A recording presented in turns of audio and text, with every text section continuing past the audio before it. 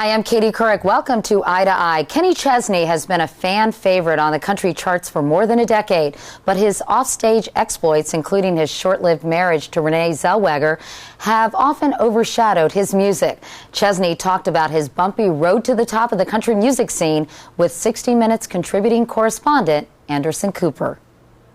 All day, you know, we got 60,000 people going to be in here tonight, and they're outside right now as we speak, in the parking lots, tailgating, having a great time. And they're anticipating. And they spend all day anticipating. And there's a nervous energy that kind of builds up, you know, in all of them. And my friend Bruce Springsteen called it, I talked to him one, he called it hyper alive. You know, they become hyper alive. And all that energy that's built up all day, when they get in here, it goes from here to here.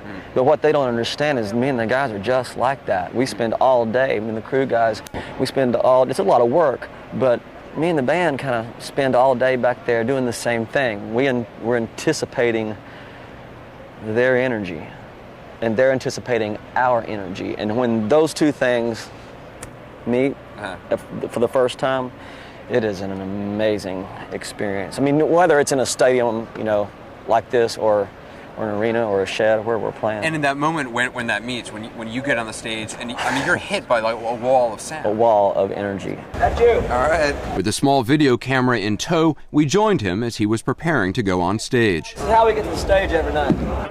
He begins hidden in this road case, rolled into the middle of the stadium through an unsuspecting crowd. I make these guys roll this case out like 3 or 4 times now to get the crowd used to seeing it. Right. Chesney tours relentlessly. He's played nearly 1,500 concerts over the last 13 years. And okay, we're officially in the middle of the stadium now. I gotta tell you, sitting in here, it's I always thought like being a rock superstar was really glamorous. It's not that glamorous. It really is not. So where are we now? We are in the middle of Ford Field in Detroit, Michigan, and we are literally in the middle of about 60,000 people right now. Uh-oh, we're here. Every time anybody does that, it means that we're here. He crawls out of the box into this cramped waiting room. And I'm going to come up, and I'm going to be in the middle of this football stadium. Pretty powerful stuff, man. When Chesney finally appears, the crowd erupts. The energy that it takes for me to really focus in and do what I feel like they deserve and what they paid a lot of money to see. I'm very tunnel vision about it, and I kind of have the mindset, you know, there might be a kid out there in the audience, and if I do my job, I might could change his life forever. Maybe he, you know, isn't really into that music that much, or maybe he's just don't know a whole, you know, it might be his first concert ever, and it's a very powerful thing. So when me and the guys get on stage, when we feel that energy and they feel the energy coming through these speakers, it's an awesome, awesome thing to feel right now. And does regular life then get kind of dull? I mean, if you're that's a great question. I mean, if you're hyper alive, to use Bruce Springsteen's term, on this stage, everything else has got to be kind of a letdown. Well, you would think, but not really.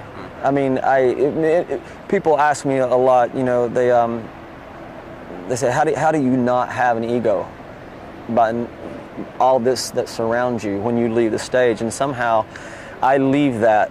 I do have a little bit of an ego, but I think to do what I do and to do it well, you got to have a touch of one. But I've been able to, for the most part, leave it up here when I leave. And it's a hard thing to do, though. I mean, it's a very hard thing to do. Because you're not just, I mean, obviously a superstar on the stage. You've got this company of more than 100 people who, you know, you're the man. Yeah, but I've got a lot of, I don't know, man. I do feel like, though, when I leave here, that I leave it here.